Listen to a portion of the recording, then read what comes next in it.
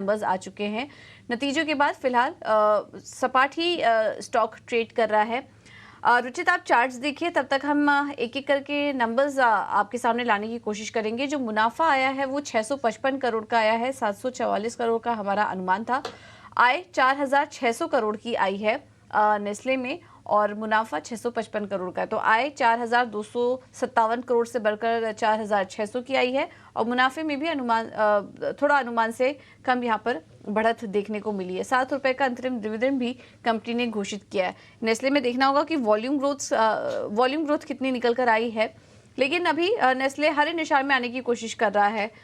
Stock क्या view बन रहा है आपका रुचित? क्या कोई ट्रेड लेना चाहिए नतीजों के बाद?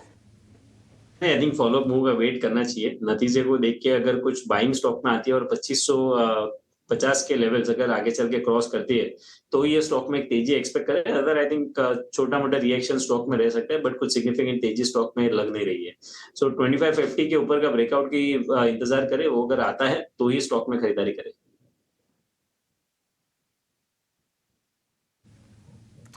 ओके, ठीक है। तो on the face of it numbers में अभी तक इतना कुछ बड़ा सरप्राइज फैक्टर नहीं आया है, लेकिन नतीजे कुल मिलाकर अनुमान के मुताबिक ही दिखाई दे रहे हैं। इस वजह से हम देख रहे हैं कि नेस्ले का स्टॉक अभी करीब ½ % ऊपर आ चुका है। इसको हम थोड़ा रिफ्रेश करने की कोशिश करेंगे, लेकिन नतीजों के बाद हरे निशान में आ चुका है स्टॉक, और ½ % की मजबूती नेस्ले के शेयर में देखने को मिल रही है। और जैसे कि हमने आपको बताया कि वॉल्यूम ग्रोथ के नंबर्स अभी इंपॉर्टेंट होंगे देखना नेस्ले के केस में कि कैसे आए हैं। लेकिन मैनेजमेंट की तरफ से जो कमेंट्री निकल कर आ रही है, उनका कहना है कि चैलेंजिंग इन्वायरमेंट में भी एक काफ़ी अच्छा प्रदर्शन यहाँ पर करने की कोशिश की है।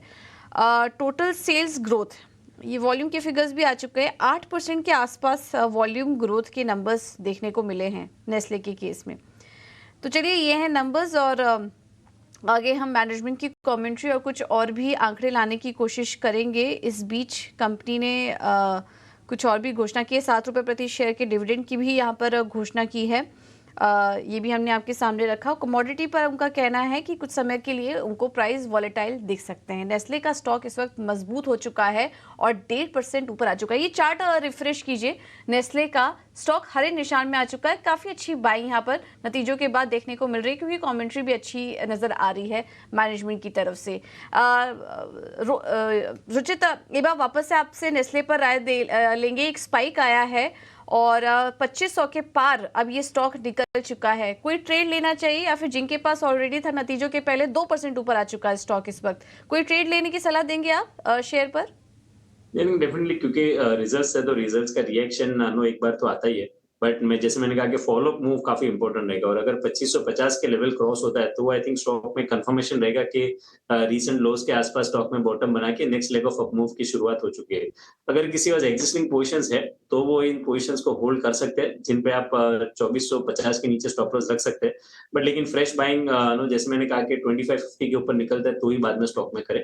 अदरवाइज कभी कभी रिजल्ट्स की जो वन ऑफ रिएक्शन होते हैं वो कुछ मिनटों का ही रहता है। इसके लिए फॉलो अप बाइंग अगर आती है तो ही नेस्ले में खरीदारी करें। मिड कैप शेयरों का क्या हाल है, एक बार ये भी आपको दिखा देते हैं। और टॉप मिड कैप गेनर्स की अगर बात करें तो आज पेटीएम ऊपर है, करीब 9% की तेजी है पेटीएम में, और ये लगातार दूसरे दिन है जब पेटीएम निचले स्तरों से रिकवरी करने की कोशिश कर रहा है। इस पे भी हम समझेंगे कि अब अभी तो अपर सर्किट पे आ चुका है पेटीएम का स्टॉक, और 490 के पास कारोबार कर रहा है। अब यहाँ पर भी समझना होगा कि ट्रेडर्स को क्या करना चाहिए, आगे हम समझेंगे। उसके अलावा yes bank, max financial services, Aditya Birla capital, Adani power जैसे स्टॉक्स आज तेजी में कारोबार कर रहे हैं। गिरने वाले शेयरों पर नजर डालें तो नवीन फ्लोरिंग के नतीजे कमजोर, और उसके बाद हम देख रहे हैं कि करीब 5% की कमजोरी है यहाँ पर। बायोकॉन को यूएसएफडीए की तरफ से कुछ ऑब्जेक्शंस मिले हैं, 4% की कमजोरी यहाँ पर भी है।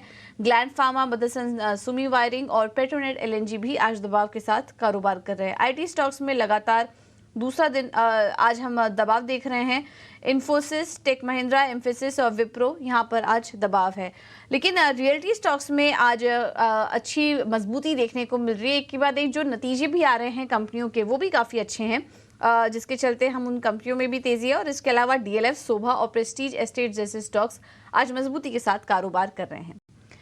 तो यह है मिड कैप स्पेस का हाल। तो बाजार की 40 वक्त हम देखें तो ऊपरी स्तरों से गिरावट हावी है। अब आगे के लिए क्या लेवल्स आप देख रहे हैं, इंपॉर्टेंट सपोर्ट लेवल्स कहाँ नजर आ रहा है अब आपको?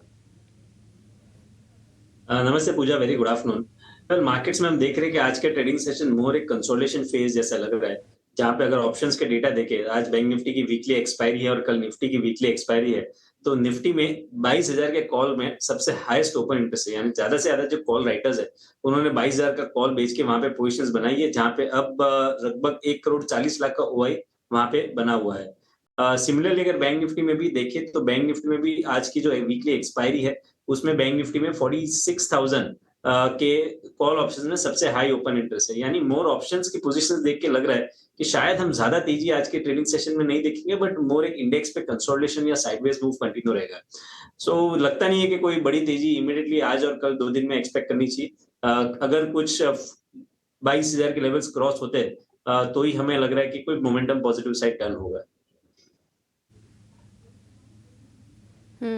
ठीक है, तो अभी फ़िलहाल जो करेक्शन है वो थोड़ा हावी रह सकता है और एक पॉजिटिव मोमेंटम आने में यहाँ पे थोड़ा समय लग सकता है। निफ्टी और बैंक निफ्टी में दोनों में ही आपको सलाह दे दी गई है, क्योंकि अब हम दो बड़े इवेंट को भी अप्रोच कर रहे हैं। एक तो एक्सपायरी भी है और कल एमपीसी की बैठक भी है, और हमने आपको ये पहले ही चेता दिया था कि जो तेज़ी रहेगी वो थोड़ी रेस्ट्रिक्ट रह सकती है, तो अपने स्टॉप लॉसेस का ध्यान यहाँ पर ज़रूर रखें।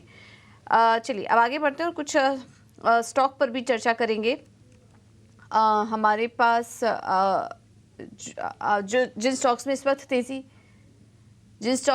तेजी देखने को मिल रही है, पहले उस पर एक बार राय ले लेते हैं। और आज हम देख रहे हैं कि येस बैंक वापस से ऊपर है, 9% ऊपर इस वक्त ये स्टॉक कारोबार कर रहा है।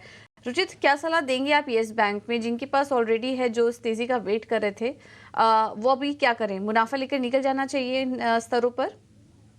काफ़ी लंबे समय से एक स्टॉक अंडर परफॉर्मर रहा है, और ये जो 2 दिनों में हमने प्राइस अप मूव देखा है कल और आज, उसमें वॉल्यूम्स अपने एवरेज से कई बेहतरीन वॉल्यूम्स के साथ हुए थे। यूजुअली अगर अच्छे वॉल्यूम्स के साथ अगर तेज़ी आई है, तो मैं कहता हूँ थोड़ा अगर ज़्यादा पेशेंस रखा है, तो थोड़ा और पेशेंस रख के स्टॉक के मोमेंटम को वेट करना चाहिए।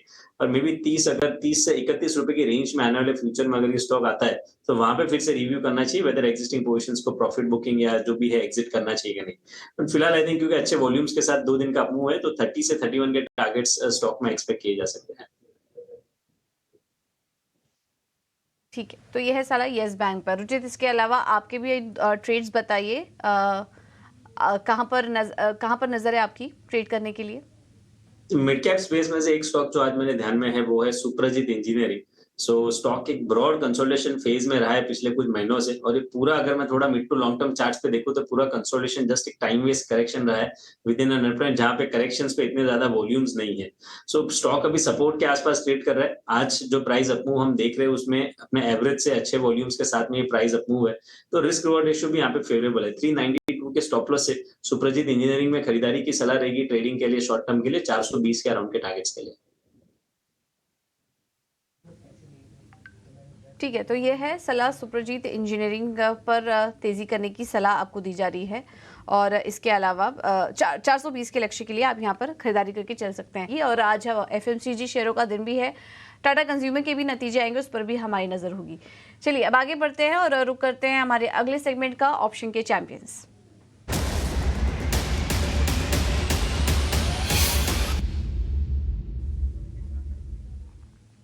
हमारे साथ फोन लाइन पर कोटक सिक्योरिटी से अमूल आठवले जुड़े हैं। Amul, thank you so much समय देने के लिए। बताइए क्या स्ट्रैटेजी होगी आपकी तरफ से? जी नमस्ते। मुझे एक HCL टेक का 1650 का फरवरी सीरीज का कॉल ऑप्शन अच्छा लग रहा है। 27 के आसपास चल रहा है। स्टॉप लॉस उसका रहेगा 20 रुपीज का, और टारगेट उसके निकल के आ रहे हैं 40 रुपीज के। थोड़ा एक्सपेंसिव है ऑप्शन, बट उसमें मैक्स प्रॉफिट हो सकता है 9100 का, और मैक्स लॉस उसमें हो सकता है 4900 का। हायर बॉटम फॉर्मेशन है, अप ट्रेंड कंटिन्यूएशन है। जो टेक्सचर बता रहा है कि ये जो मूव हुआ है वो बुलिश साइड पे कंटिन्यू रह सकता है। इंटरेस्टिंग। आज हम देख रहे हैं कि ऑप्शन की रणनीति आईटी स्टॉक्स में काफी आ रही है। थोड़ी देर पहले इन्फोसिस पर ध्वनि ने सलाह दी थी, लेकिन वो उन्होंने पुट ऑप्शन खरीदने की सलाह दी थी। यहाँ पर HCL टेक पर अमूल कॉल खरीदने की सलाह दे रहे हैं 1650 का। उनका मानना है कि एक बाइंग आ सकती है, 27 रुपए के आसपास है। 40 रुपीज के टारगेट्स के लिए आप यहाँ पर एंट्री ले सकते हैं, जिसमें कि 9100 का अधिकतम मुनाफा हो सकता है। स्टॉप लॉस का ध्यान आप जरूर रखें। रिस्क डिस्क्लोजर भी आपके लिए चलवा देते हैं।